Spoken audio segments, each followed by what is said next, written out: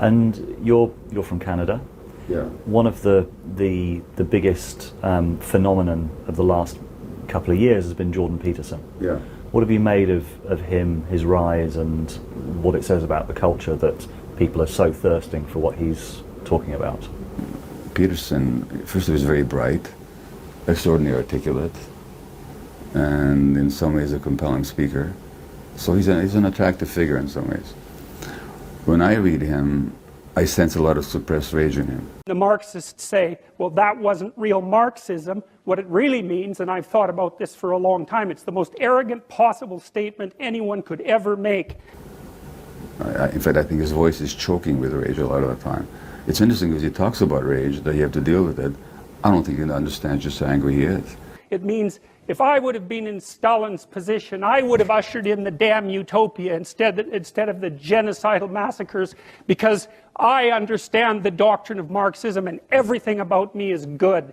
And if you look at his websites, the comments are full of rage by his young acolytes. Now that's an energetic thing. That it's his energy that draws people as much as what he actually teaches. It's like, well, think again, sunshine. You don't understand it. You don't understand it. And you're not that good. I like to talk to him sometimes. What are you so upset about, Jordan? What are you so afraid of? You know, he talks about these bloody Marxists. And he points out very accurately all the horror that occurred under so-called Marxist regimes.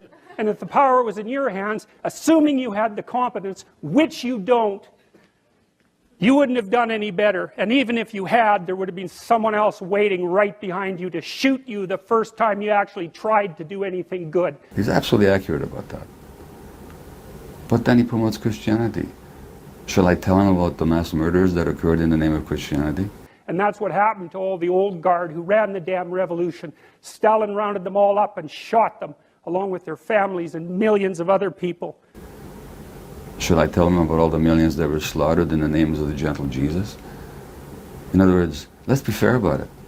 So even if you do happen to be that avatar of moral purity that you claim implicitly, the probability that you'd get to act out your goodness in relationship to those possessed by your ideology is zero.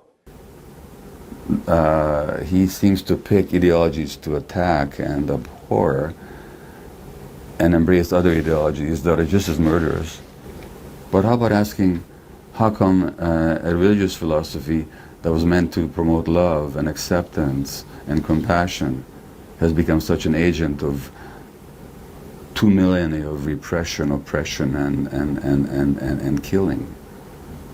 So can we be objective, or we're going to be simply tribal about it? I have a lot to say to Jordan, or a lot to, as much as I appreciate actually some of what he says, and as interesting as I find him, I think he's a very mixed figure, largely an agent of repression. Click here for Jordan Peterson having a good cry.